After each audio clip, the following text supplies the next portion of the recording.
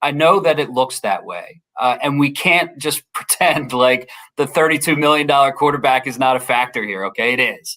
But I don't.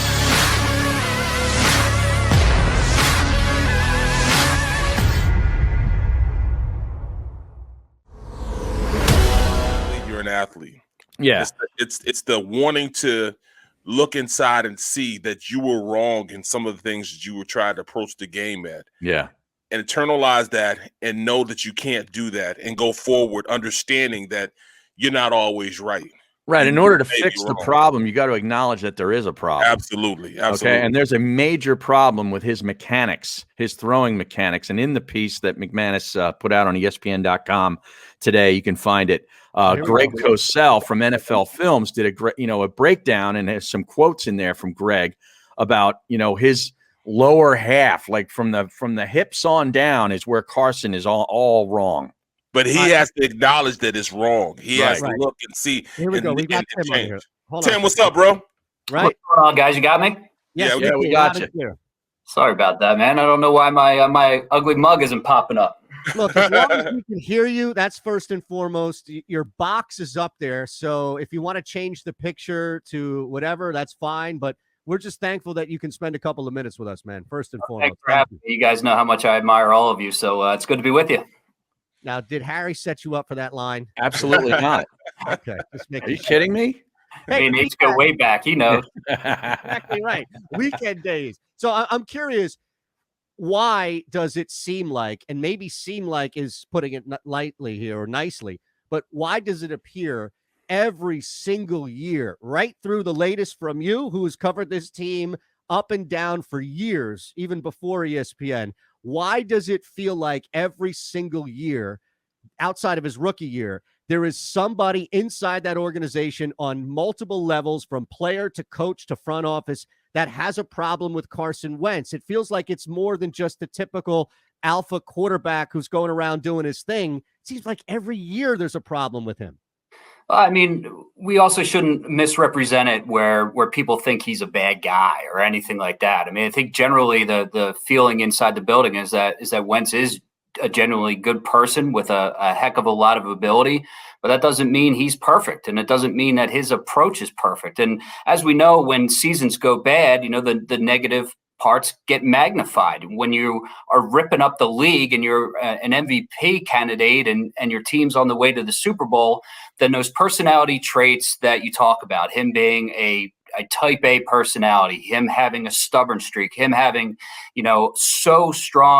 such strong convictions, those things are cast in a positive light. But when things go south and you're part of the problem with that, and you're not as giving as you need to be, then those things are come out in that way as well. And so, he's certainly not a perfect quarterback, and I think there needs to be some malleability on his side in order to get this thing right. Absolutely. As they push forward, and some guys are saying, just like you said in your article, that Nick Sirianni has to fix him. I'm not under that impression that he's the only person that can fix him. Nick Sirianni has worked with good quarterbacks, and he can tell them how good these quarterbacks were and what they did to go out and become dominant players in the league. When you look at a guy like, Phillip Rivers, you look at a guy like Andrew Luck.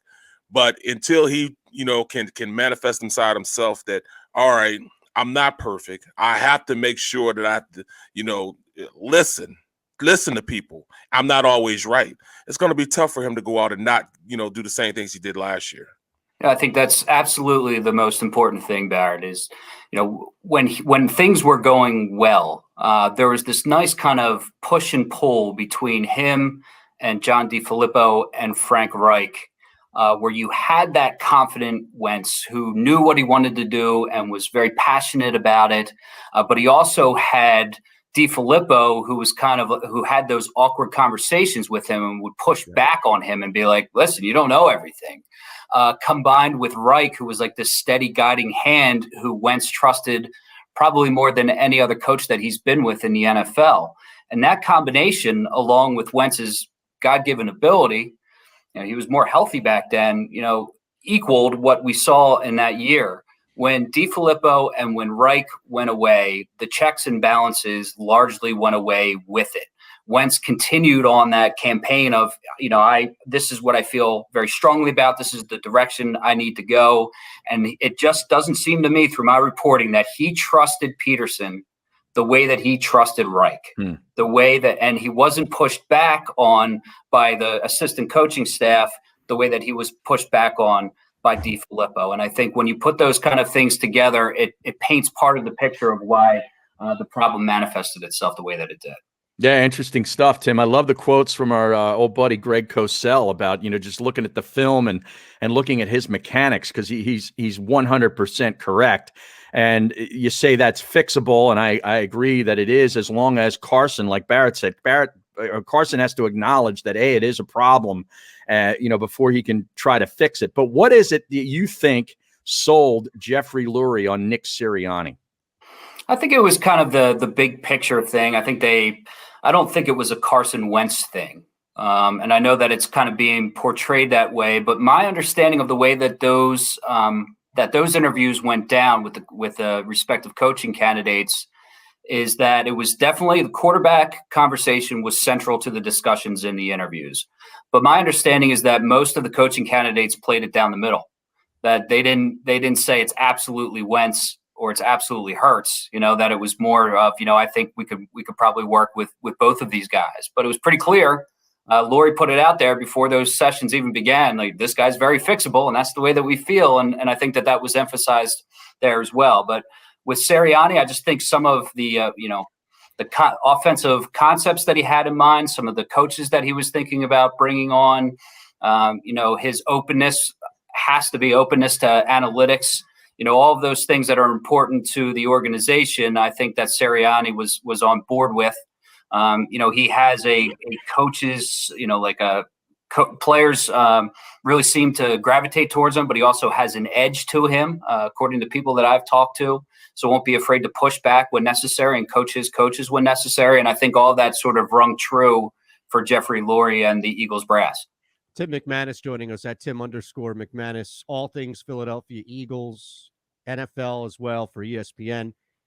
I want to take you back to something you just said in response to Harry and kind of this bigger picture / narrative that's been going on, which is, and it factors into the trust that completely deteriorated with Doug Peterson. So I'll say a statement and you tell me how much validity there is to it. Well, if Jeffrey Lurie didn't hire Nick Sirianni for Carson Wentz, it sure as hell seems like he fired Doug Peterson for Carson Wentz. I don't think that's true either. Okay. Because they were going to bring Peterson back. I mean, just look at the timing of it. It took a week later from when the other guys were fired before Peterson was. And it wasn't until Peterson and Lurie sat down and then sat down again until Lurie was like, you know what, I just can't do it. Like the coaching staff that he wants to bring back, just not on board with it. I don't know that Peterson presented the answers that Lurie was looking for in respect to Wentz. Like, I think that he wanted a plan, and I don't know that Peterson had a great one or had one for Wentz. And so that's a factor. So I know that it looks that way. And we can't just pretend like the $32 million quarterback is not a factor here. Okay, it is. But I don't think that was the one thing that led to the split between Peterson and the Eagles. Well, how big is it of a deal right now that they're totally blown up, with the exception of offensive line and all the other coaches, especially coaches that I feel Carson was close with. They just let everybody out, allow this young coaching staff to come in now and pick his own coaches. And as they go forward, you have to look at what the locker room is and the locker room culture is. It's going to be totally blown up. In what way do you think this younger coach staff is going to be able to go in and change that as fast as they need to change it? Plus, only do this through Zoom. They're going to be behind the buck when it comes to, what they're trying to establish, because they're not going to know any of those players. The players are not going to know them. They're going to be Zooming instead of being front and face-to-face with them. How hard is it going to be for that coaching staff to come in, especially with a lot of guys that aren't in a position where they were before, as far as a coordinator or a head coach. It's going to be really difficult for this coaching staff to come in and implement it. I agree. I think it's a huge challenge. And, the job wasn't as desirable as it usually is in Philadelphia. Part of that is because, the roster is going to be kind of watered down. They're in this bad cap situation for 2021. You look at the way that it ended with a Super Bowl winning coach in Peterson, that doesn't go unnoticed. And then you have this quarterback situation, and it's messy because you have Wentz, who has essentially lost trust in the organization, and that needs to be built back up. And you also have Jalen Hurts in the mix here. He hardly gets talked about in these conversations, but he's somebody that came in for the last quarter of the season. He showed some things, and in the process, he won over a lot of guys in that locker room, Barrett. Yep. So now you have essentially split allegiances that you're beginning with at quarterback, and you can't have that.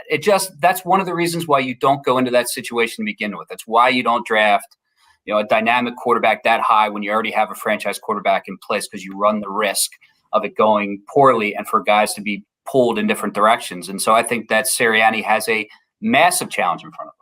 T-Mac, hold on one sec, because I know Harry wants to throw something at you. We have to wrap the hour on the network. We're still live on the stream, of course, phillyvoice.com/the middle and SportsMap Radio. All right. We're good? Continue. Oh, okay. You may continue. Tim, before I ask you who you like in the Super Bowl, I was just curious as to thinking, what do you think the identity of this team under Sirianni might be? Because they had zero offensive identity under Doug last season. Yeah, it was a big problem. And when you threw together all these different assistant coaches with different backgrounds, so, because Laurie wanted to have all these, innovative minds in there to kind of pep up the offense. What happened is that there was no identity. It just wiped it totally out.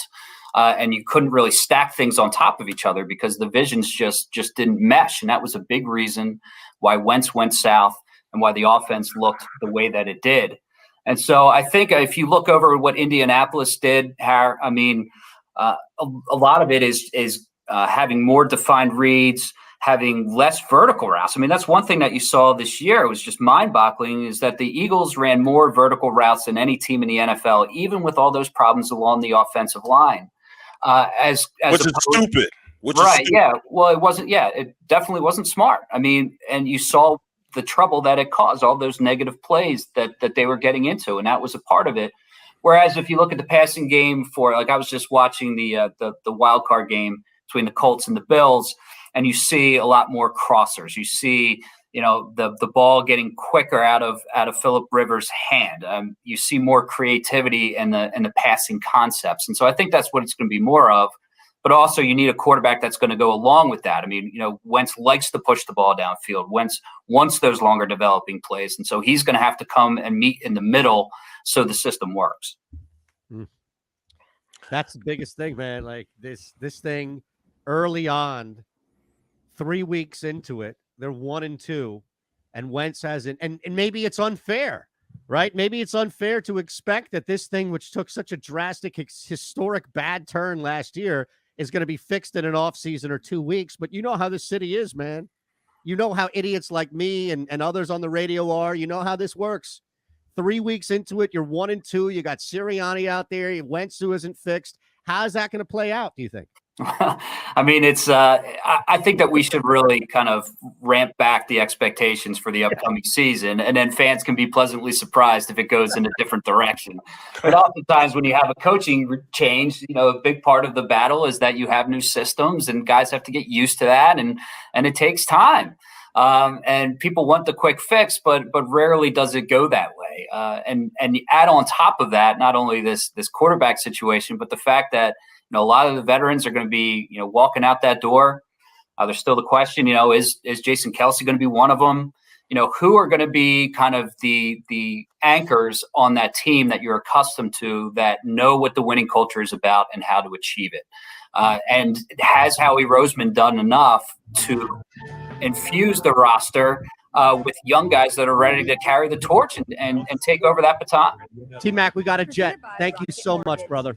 Appreciate you, bro. Thanks, Tim. Thanks for having me on. You got it.